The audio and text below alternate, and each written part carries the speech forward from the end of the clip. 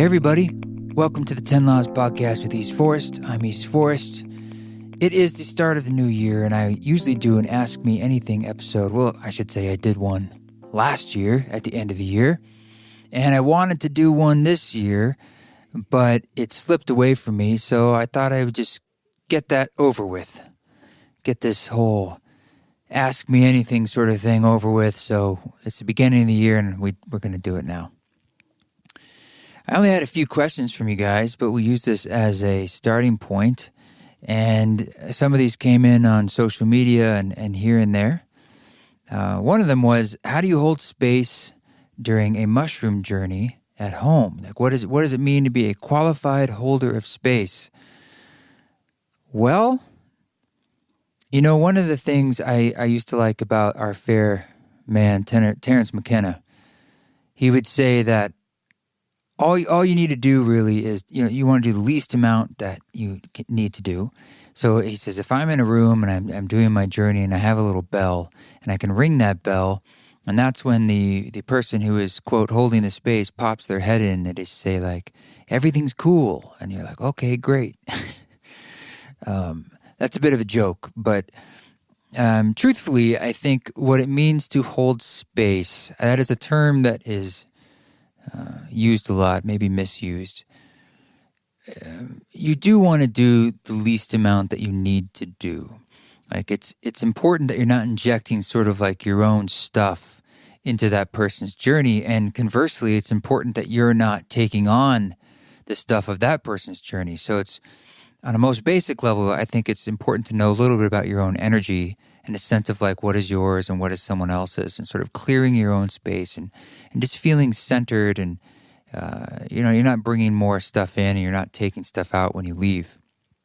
Some people really think about that when they think about hosting journeys and so forth. Like, do I want to do that inside my home? And like, what am I bringing in? And do I want to clear the space when I'm done, whether I'm burning a little sage or Palo Santo or sort of an invocation to mark that space energetically, which is something I like to do personally.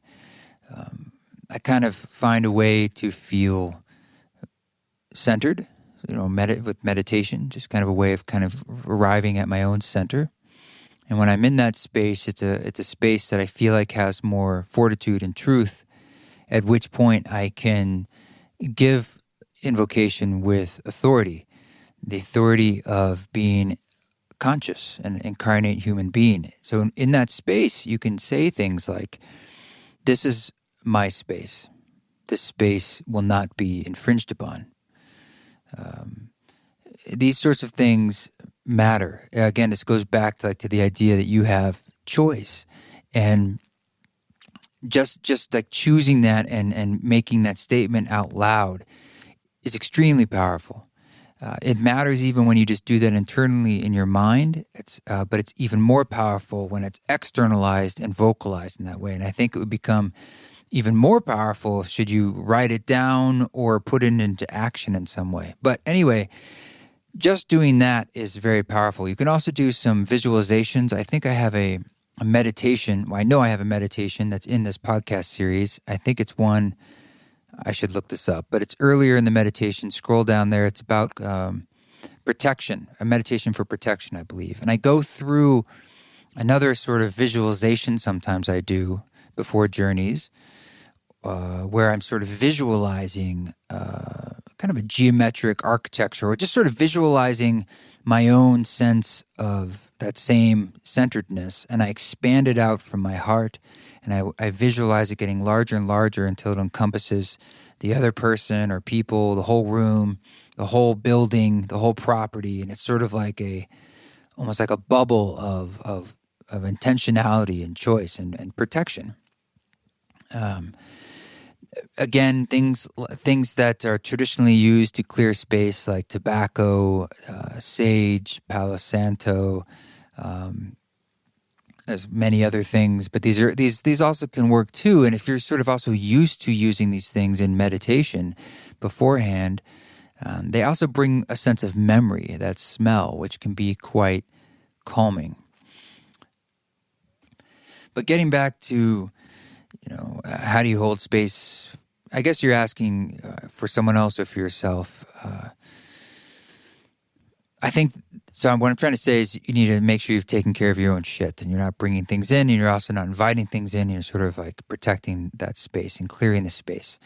Another way you can do that is I think it's important that the space is clean and beautiful. I think that creatively, but it's sort of the same energy, like what you're inviting in, let's call it spirit. And spirit, to me, likes to work, or it enters in through simplicity and beauty and clarity and cleanliness, and this cleanliness in the literal sense. Like when there's clutter, there's just a lot of things going on, and you want it to be able to speak through you. In the same way, when we're in meditation and stillness, it's easier to hear. I had this acting teacher, this Russian teacher. And the very first day of our class, we were nervous. We didn't know what to expect. He's a full-blooded Russian Stanislavski teacher.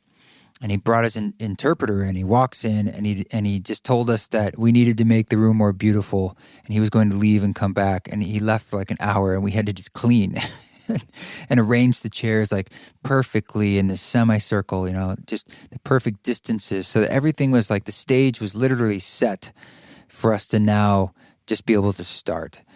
And I think that's a really great way to approach holding space. Clean the room, clear the clutter. We're doing that with our minds when you go into a dieta, which is the traditional diet that you do before some of these journeys, particularly with ayahuasca, but with any journey. It's a great way to say, really from the moment I decide to do it, the dieta begins, but it in sort of this knowledge that you're entering into that space in the future, and all of your choices and actions, they're kind of framed in that space. But certainly as you get closer, there are things you do with your body as a journeyer to clear out your body, the clutter in your body. So some people like to simplify their diets, or you can, cut out things like spicy foods and sugars and, of course, alcohol and other drugs, just literally cleaning out the system. It can be great to not experience orgasm. It'd be also, again, a sort of like holding on to your chi and your energetic state of your own body. And you just start to notice in a detoxification way what your desires are and also what's really happening. Like, am I feeling what I'm feeling because of what I ate, or is it actually percolating up because of something else? So again, you're setting the stage. But as far as who's qualified to do this, I would say anyone with an open heart and a sense of truth, which is all of us, is qualified.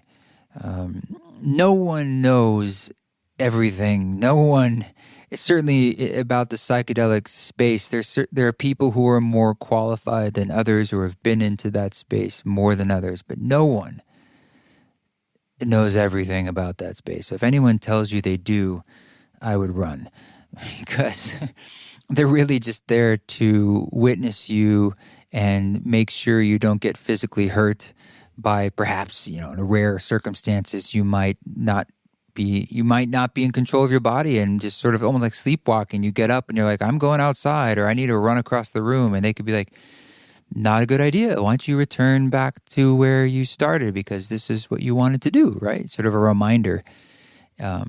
Maybe you might want them to get you some water, or you're cold and they can get you a blanket. They sort of anticipate your needs, but again, they're doing the least amount that is needed so that you can have the journey that you're going to have, and you're not using them or anything else as a crutch in a sense. They're just there for when you need them. And it's also a wonderful sense of safety to think like, oh, there's a person here that's sort of rooted in that other form of consciousness, and they're here for me. That way you can feel safer to let go and have the experience that you need to have. But I have seen that with people who are inexperienced, they have a tendency to try to do too much. And they might feel that they're actually not doing anything, and that feels like I should be doing something. Just sitting there with loving awareness is amazing, and a lot. That is holding space, because you're seated in your own consciousness and you're present. So just being present with someone is a huge gift. As a matter of fact, that's a huge gift that we can give to anyone at any time. It may be the largest gift that you have is your presence. Where you point your attention, the gift to say, I'm going to ride out this journey with you and I'm here for you, is incredible. Of course, I think music is very helpful, and that's why I made the Music for Mushrooms a soundtrack for the Psychedelic Practitioner album, because the music itself, for the person who is in that state, can actually become the architecture that you are in, which, as you can imagine, is very powerful and influential to what you're experiencing. And so, they can monitor that kind of stuff. So I'm not sure if I'm giving you the perfect answer here. I'm kind of doing these off the cuff. But as far as how to hold space, there's some great books out there. Psychedelic Journeyer, Ram Dass, Timothy Leary wrote one, and there's some good stuff out there. But honestly, it's common sense, really, and it's just about being loving and being simplistic and setting the stage and being calm and helping the person feel safe and calm and chilling out. Let's see, what else? What is your most meaningful ritual or tradition? Well, that would have to be somewhere in between, lately at least, the coffee I make in the morning, how I do it, or vacillating to the other side, making sure that I am playing music. So, what does that mean?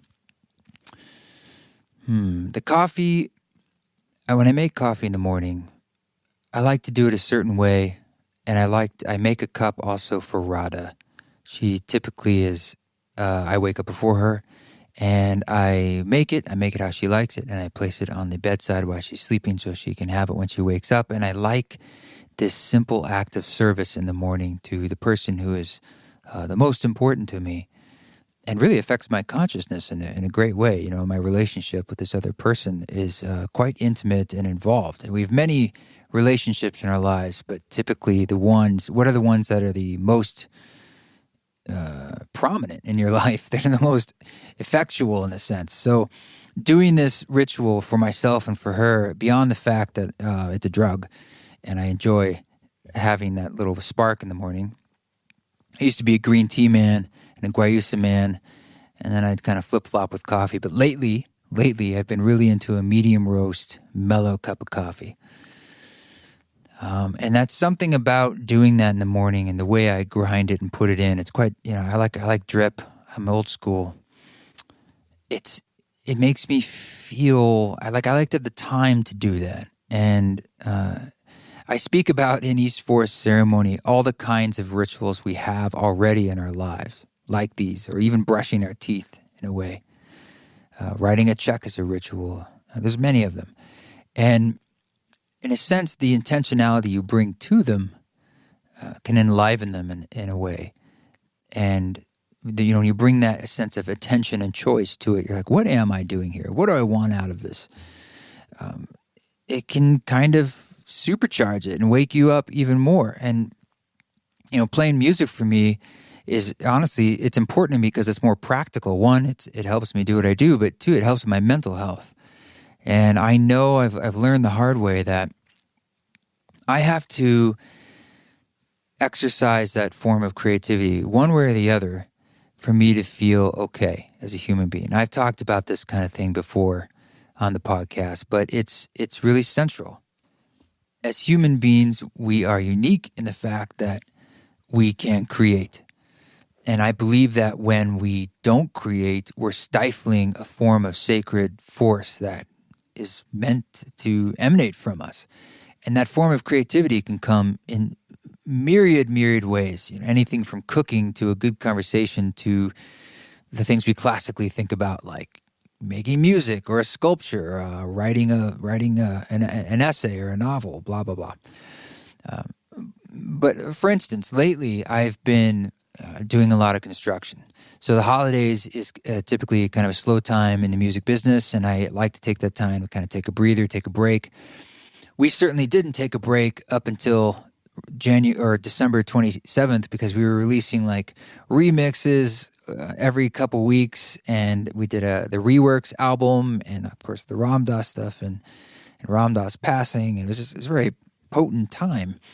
And then the New Year happened. Well, actually, like the day after Christmas, I just decided to start working on a sauna here at Radha's house. I like to build stuff. It's been a hobby of mine since I was a little kid, working with my dad and working with my old friend.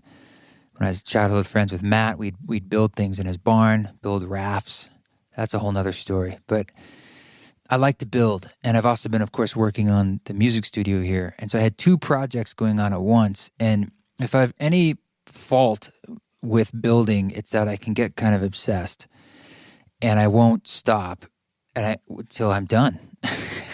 Which sounds like a good thing. It is good, but actually that determinism of mine is a problem of mine, and I can get a little bit obsessive. So I've been working because it was a little slower, and I was able to, and I had this time. For the last 2 weeks, I've been working every day on both of these projects, working almost all day, and then doing my work stuff at night. And it feels good to go out there and build.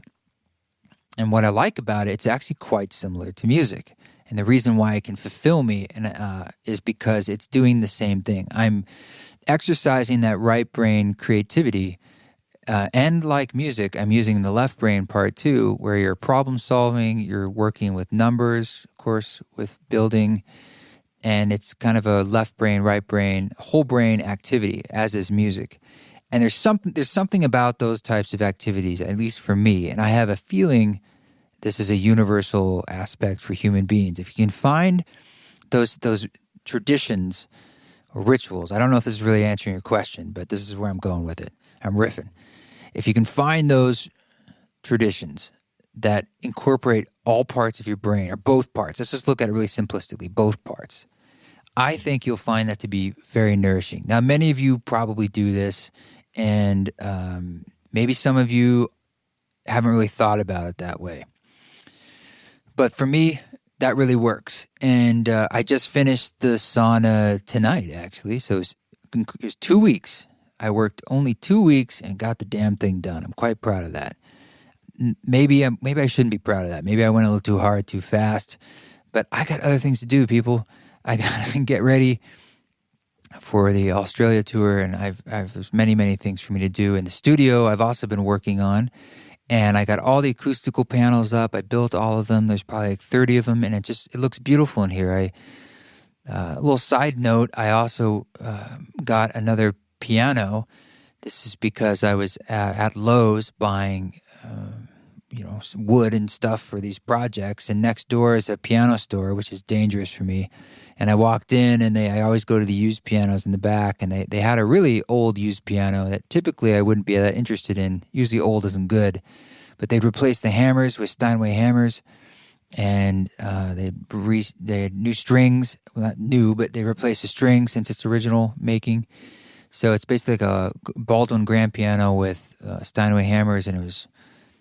Anyway, long story short, it ended up happening. That's being delivered tomorrow. So really curious where that's going to take me and what it sounds like when I put some mics on it and putting it into this space. It's sort of like discovered like this space here that I've been creating is basically, to me, a room for recording pianos and mixing music. And I mean, who knows what else, but that seems to be it's going to be its main purpose up front is I've never had like a proper space to record a piano or inside a studio like this, or I've gone to a studio and it's a short period of time, then I have to leave.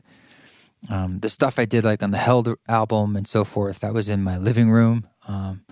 And I've done lots of little things here and there, but I don't know. This will just be interesting to see where it takes me. So meaningful rituals and traditions, that's where I'm going to start for now. And as a matter of fact, like all the other like micro rituals in my day, in our days, whether it's how often I like to exercise and sort of staying regimented with that, or what I like to eat sometimes for breakfast or this or that, These are all the forms of ritual, which is a kind of discipline that I think really behooves us. It really brings a sense of meaning, and discipline as a way of recognizing your own choice and acknowledging it and saying, yes, I am choosing this. That kind of direct action is quite powerful. It takes us out of the dream of victimhood that we often feel we are in. And that is the disease of not having intention, is that you feel you are a victim, or you're not recognizing that you're not choosing anything, which can be choice can be devious. The obvious can be the most devious at times. Let's see. Another question was, this is a little different. Someone who got out of a long-term abusive relationship. Oh boy. How do I navigate the single life after being not in such a thing? Well, look, I'm not an expert in much of anything, so I'll do my best to answer this, but at the same time tell you I don't know. I mean, look, I left a long-term relationship. I wouldn't call it abusive. I was divorced a few years ago, and it was really hard. But I wasn't single for that long. I got together with Radha relatively quickly, and it saved my life, to be honest. And there were a lot of moments where I was really wanting to make sure that I wasn't using a new relationship to avoid some, pain in a way or growth that needed to happen. And I got a therapist, and I would talk to the therapist. And that's something I'd often put to him. I'd say, look, I need you to keep me honest. I need you to let me know my blind spots. And am I making a mistake here? Am I screwing anything up? Am I missing a big thing I need to learn? And something he told me was, he says, look, you can learn the lessons. You learn a lot of the lessons about relationship, obviously in relationship. And so you can learn it now or in relationship, or you can wait and not be in relationship and you learn it later. So it's not a right or wrong, but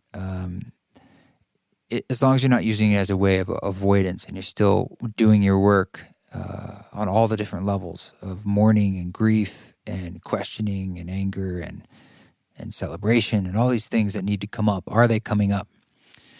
So if you're navigating your single life, I would say make sure that the full tapestry of emotion that probably should be coming up, or I would say is likely to come up after leaving any relationship, including one that might have been troublesome, that could be used as a barometer to know if kind of like you're on your path. So if there isn't much emotion coming up, that might be a red flag. And you might want to have someone who could help you, if you can't do it yourself, a way to navigate that space and say, like, what is wanting to emerge, or why am I not accessing certain feelings? But assuming you are feeling the feels, you're just sort of saying, like, this is hard. How do I navigate doing something so different? I'm so reliant and so used to being with someone else. Or maybe, I don't know what your situation was. Maybe it's like, it's a relief. It's like, I had this thing and I felt trapped, and now I'm out of that. I'm just acknowledging and witnessing that, yes, it is hard. And there's an old saying that time is the only healer. And what is true is that time will heal. It will get better. It will. It is getting better. Let me tell that to you. It is getting better. It's also hard. And it's getting better with every breath. You're doing it. You're still here. Sometimes just getting into presence, noticing the way the light is going across the wall, or just putting all of your attention on how the wind is hitting those leaves, or the way the pencil feels in your hand. Ways of acknowledging presence. And Look, you can do the obvious things that I think are very important, like exercise and eating well and sleeping well and having good community and friends and counsel. Taking care of yourself is important, and it's very important to set the stage for your body and your mind so they can do the work that it needs to do. I mean, God knows if you're getting drunk or getting high all the time or eating lots of sugar or staying up all night, it's not going to make things better. It really isn't. I mean, it's a spiral, and it's okay to feel sad and down. It's probably not okay to put gasoline on the fire. I've been there, and a lot of us have been there, and maybe you've been there too. So I'm just reminding you of that. But the word sad in Sanskrit, I've been told, means full, or it comes from the derivation of that word. So think of that, like when maybe you're feeling sad, and it's a way of saying I'm feeling very full of life, or perhaps you're feeling depressed, and in that word is encoded the idea that your spirit is actually depressed. It is pushed down. And it's like, how can I express my spirit? It goes back to these ideas of creativity and expression and that sense of the soul wanting to sing, of individuality. So navigating the single life is one of getting in touch with what your song is and what your voice is. So I'd recommend forms of creativity. But in that, it's also important not to isolate yourself. So it's important, if you have support, to lean on it, whether that's your family or your friends. If you have old friends even that you feel like they really understand you, but maybe you haven't spoken to them in a long time, reach out. Don't be embarrassed. Everyone likes to feel helpful. I mean, put yourself in someone else's shoes. If someone reached out to you and said, someone you haven't talked to in a year or 2 or 3 or 10, you're like, hey, what's going on? I'm really going through a hard time, and I would love your help. I'd love to just talk. And you're important to me, and I'd love to talk to you. I think you'd feel good. I'm saying the person that they're asking, you'd feel meaningful, and wow, I can help, and it feels good to help people. So don't be afraid to reach out. And I'm sorry if this answer is coming kind of late. You might have asked this a month ago or so, and I'm just getting into it now. But that's my 2 cents on navigating the single life, even though I haven't been single in a while. What do I know about single anything? Okay. I've got some really amazing podcasts coming up. I'm recording one starting tomorrow and several more this month before heading to Australia in February. So stay tuned for lots of interesting episodes this year. I'll continue with the conversations with people that basically I find interesting, and just these wonderful folks that come across my path. And I'll continue to do some meditations now and then, and continue to share music that feels like a good idea to share on this podcast. And feel free to give me any ideas or feedback at info@eastforest.org. And I really appreciate the reviews. The ones on Apple Podcasts, are easy for me to see and other people to see. I think it's about like 75% of people use Apple Podcasts to listen to this podcast. So it's an important place for you guys to leave a review. And some of you have done it more than once, which is awesome. And there's one here from, Banana Mints on December 29th. I love your music and the podcast. Thank you. You're welcome. You can also just hit the little 5 stars there and do that, or sharing the podcast on social media or a clip. All that stuff is great, and I love it. And it's a wonderful way for new people to discover our community and this work. And I really just want East Forest to be a nexus point of ideas that people can come to, and we can all learn more and meet new interesting people, have new amazing experiences, and hopefully increase that inner fortitude and resolve, get some rejuvenation, some clarity, so that we can step forward in our lives from the inside out and do what we need to do here, do what we're doing. So Australia, just want to end this by saying, as we know, I'm recording this on January 7th, 2020. It's on fire, and I'm heading there in about a month, a little less than a month. And I'm keeping an eye on it, and I'm well aware that you guys are going through some really intense transformation and process that's complex and devastating, both for the people, the animals, for the landscape. And my heart goes out to you. So, my mind, of course, goes right to like, oh, can I still go? And how do I navigate this space? And then my heart says,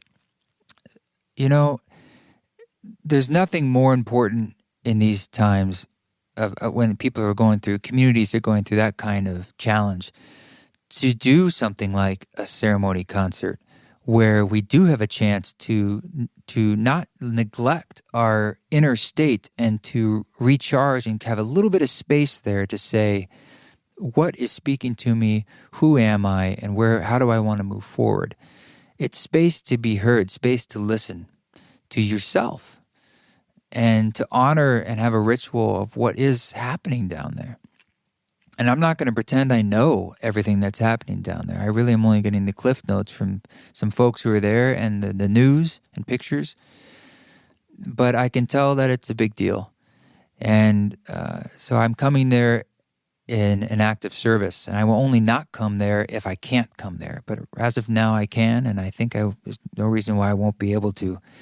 And I'll do my best to offer what we have to offer. And for whoever would like to come, it's a space, I hope, for you guys to recharge a little bit and to mourn and to rebuild. Out of these ashes can come something new. I don't know what that is, and I'm not there to make it, but I'm just there to help and lend a hand to till the soil and so forth. So, anyway, sorry, so much of that stuff. It's awful. I saw these pictures of these animals, all these different pictures of animals that have either running from fire, or there was like this horrible kangaroo that was like looking at its burned hands. And I was just like, oh my God, it's just too much. It's too much. But my consciousness is on it because I feel connected in the sense that like there's a magnetism of the fact that I'm going there soon. So I'm with you in spirit and will be with you in body soon. So you guys keep walking your walk. Don't take any shit, but if you do, please do it with grace.